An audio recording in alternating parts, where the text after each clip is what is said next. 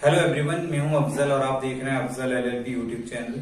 आज की इस वीडियो में हम बात करने वाले हैं कि जब कोई व्यक्ति किसी के घर में घुस करके जान से मारने की कोशिश करता है, तब उस मामले में अगर कोई भी एफआईआर दर्ज कराई जाती है तो उसके बाद क्या होता है। इस तरह के मामले कई बार ऐसा देखा गया है कि लोगों के घर में घुस करके लोगों को जान से मारने की कोशिश होती है और लोग अपने आप को किसी तरह से बचा लेते हैं और बाद में वो एफआईआर दर्ज कराते हैं। तो ऐसे मामले में अगर कोई एफआईआर दर्ज होती है तो आरोपी पर किस तरह से कार्रवाई हो सकती है।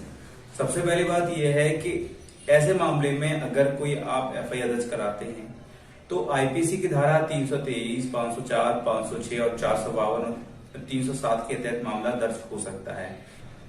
यहाँ पर आईपीसी की धारा 452 का मतलब है कि किसी के घर में घुस करके किसी को चोट पहुंचाना। आईपीसी की धारा 323 का मतलब है कि साधारण मारपीट करना। आईपीसी की धारा 504 का मतलब है कि किसी के साथ गाली गलौज करना या फिर किसी को उकसाना लड़ने के लिए। आईपीसी की धारा 506 का मतलब है कि किसी को जान से मारने की धमकी देना। आईपीसी की धारा 307 का मतलब है कि किसी के साथ किसी को जान से मारने की कोशिश करना। अगर इससे बढ़कर के अगर कोई अपराध होता है, जैसे कि मान लीजिए कि अगर कोई व्यक्ति किसी के घर में घुस करके अगर किसी को जान से मारने की कोशिश करता है और जो पीड़ित व्यक्ति है उसकी अगर हड्डी फ्रैक्चर हो जाती है तो यहाँ पर आईपीसी की धारा 324 और जुड़ जाएगी। अगर मान लीजिए कि कोई अंग भंग हो जाता है तो आईपीसी की धारा 326 और जुड़ जाएगी। अगर कोई किसी के साथ मतलब कि किसी की हड्डी फ्रैक्चर हो जाती है तो ऐसे मामले में आईपीसी की धारा 325 और जुड़ जाएगी। तो यहाँ पर क्या है कि जैसे जैसा अपराध होता है, जैसे चोटें होती हैं उसके अकॉर्डिंग धाराएं घटती बढ़ती हैं। अगर गाली गलौज हो रही है या फिर नहीं हो रही है तो यहाँ पर नहीं हो रही है तो 504 धारा हट जाएगी। अगर हो रही है तो 504 धारा जुड़ जाएगी। तो इस तरह से इन मामलों में जो है एफआईआर दर्ज होती है। एफआईआर दर्ज हो जाने के बाद यहाँ पर मैं एक बात बता दूं कि ये वीडियो मैं एक्यूज्ड की तरफ से बना रहा हूँ कि मतलब ये है कि अगर आपके अगेंस्ट कोई एफआईआर दर्ज हुई है तब आप क्या कर सकते हैं। मान लीजिए अगर आपके खिलाफ इन मामलों में अगर कोई एफआईआर दर्ज हुई है तो पुलिस को ये राइट है, जब वो पहला इन्वेस्टिगेशन करना शुरू करेगी और पुलिस को अगर साक्ष्य मिल रहे हैं तो पुलिस चाहे तो आपको गिरफ्तार करके आपको जेल भेज सकती है। अब बात आती है कि आप क्या कर सकते हैं। आप ये कर सकते हैं कि आप सीधा सीधा हाई कोर्ट जा सकते हैं, ठीक है, नॉट अरेस्ट के लिए, ठीक है, या फिर स्टे के पर्पज से भी आप जा सकते हैं अगर आप पे बार बार केस किए जा रहे हैं, या फिर आप जो है एंटीसिपेटरी बेल के लिए भी अप्लाई कर सकते हैं। चाहे तो आप जिला जज के यहाँ पर भी अप्लाई कर सकते हैं, आप चाहें तो हाई कोर्ट में जाकर के भी जो है एंटीसिपेटरी बेल के लिए अप्लाई कर सकते हैं और अपनी गिरफ्तारी से अपने आप को बचा सकते हैं। पहली बात, अगर आपकी एंटीसिपेटरी बेल अगर किसी भी प्रकार से खारिज हो जाती है तो ऐसे मामले में पुलिस अपनी इन्वेस्टिगेशन के पहले चरण में अगर उससे कोई एक्यूज्ड पर्सन के अगेंस्ट कोई भी जो है साक्ष्य मिलते हैं, एविडेंस मिलते हैं, तो पुलिस क्या करती है, एक्यूज्ड को गिरफ्तार करके उसे जेल भेज देती है। यहाँ पर क्या है कि आपके वकील को चाहिए कि आपकी जमानत के लिए जिला जज के यहाँ पर अप्लाई करें। अगर वहां से खारिज हो रही है तो हाई कोर्ट जाएं। अगर हाई कोर्ट से भी खारिज हो रही है या फिर हो जाती है तो चार्जशीट का वेट करें। जमानत हो जाती है तो चार्जशीट का वेट कीजिएगा। भाई कोर्ट में चार्जशीट लग रही है या फिर अगर एफआईआर लग रही है, एफआईआर लग रही है तो बहुत अच्छी बात है। अगर चार्जशीट लग रही है तो आपको कोर्ट में अपने आप को सरेंडर करना है और अपनी बेल करानी है, ठीक है।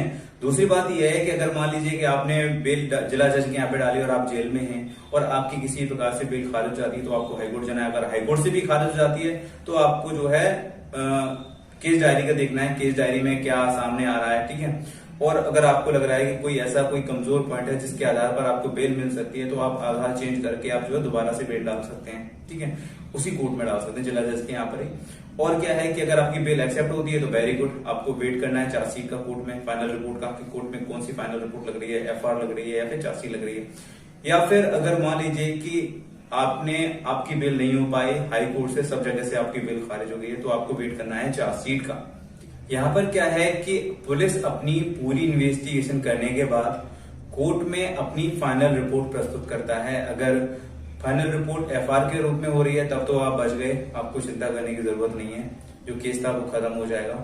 अगर मान लीजिए कि आपके अगेंस्ट अगर जो है चार्जशीट लग जाती है तब आपको सम्मन जाएंगे, ठीक है, सम्मन पे आप कोर्ट में आएंगे और अपनी जमानत कराएंगे, जैसे भी जमानत होती है, जैसे कि मैंने बताया, तो आप अपनी जमानत कराएंगे। उसके बाद केस का ट्रायल शुरू होता है, मतलब कि उसके बाद एक्यूज पर्सन पे चार्ज बनता है। चार्ज बनने के बाद फिर प्रोसिक्यूशन एविडेंस की स्टेज आती है, ठीक है, जो वादी पक्ष की तरफ से, जो अभियोजन पक्ष की तरफ से कोर्ट में एविडेंस प्रस्तुत किए जाते हैं, साक्ष्य प्रस्तुत किए जाते हैं, ठीक है। और उसके बाद 313 का बयान होता है। और 313 का मतलब यह है कि एक तरह से जो आरोपी होता है उसके बयान नोट किए जाते हैं, भाई आपको इसमें क्या कहना है, ठीक है, आप अपनी सफाई दीजिएगा उसमें।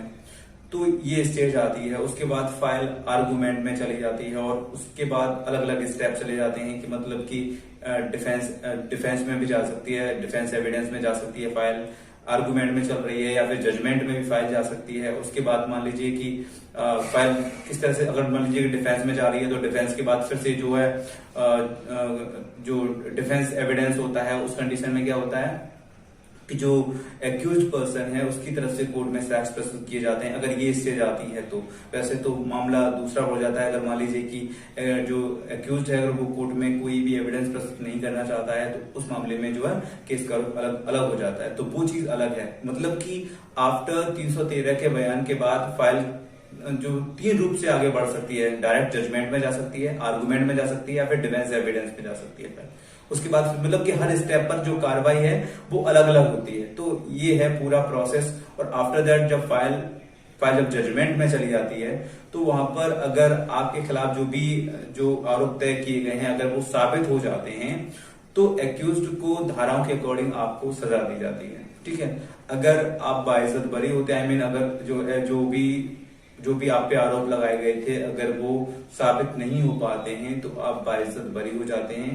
अगर आप किसी भी केस में बाइज्जत बरी होते हैं तो उससे आपके करियर पर कोई भी फर्क नहीं पड़ने वाला है। किसी भी केस में बाइज्जत बरी होने पर उससे करियर पर कोई भी फर्क नहीं पड़ता है, ठीक है। दूसरी बात, अगर मान लीजिए कि आप कोई जॉब करते हैं और अगर आप जॉब से सस्पेंड हो चुके हैं तो उस मामले में भी आप बाद में आपको जॉब मिल जाएगी, क्योंकि जब आप बाइज्जत बरी हो चुके हैं तो आप जॉब आपको मिल जाएगी। लेकिन इन केस ऑफ अगर किसी भी कंडीशन में अगर आपको सजा मिलती है तो उस मामले में आपको जो है आपकी जॉब भी जा सकती है। तो ये है पूरा process. I hope you like this video. अगर फिर भी कोई कंफ्यूजन है या फिर अगर हाई कोर्ट का कोई भी मैटर है, आप चाहते हैं कि आपको कोई हाई कोर्ट से बेल करानी है या फिर हाई कोर्ट से रिलेटेड कोई भी मामला हो तो आप मुझे कांटेक्ट कर सकते हैं। मैंने सारे लिंक डिस्क्रिप्शन में दिए हैं। आप मुझसे फोन पे भी बात कर सकते हैं अपॉइंटमेंट लेकर के, वो भी तरीका मैंने जो है डिस्क्रिप्शन में दिया है। तो I hope you like this video. अगर फिर भी कोई कंफ्यूजन है तो आप मुझे कमेंट बॉक्स में लिख सकते हैं। चलिए मिलता हूँ एक नई वीडियो के साथ, तब तक के लिए गुड बाय।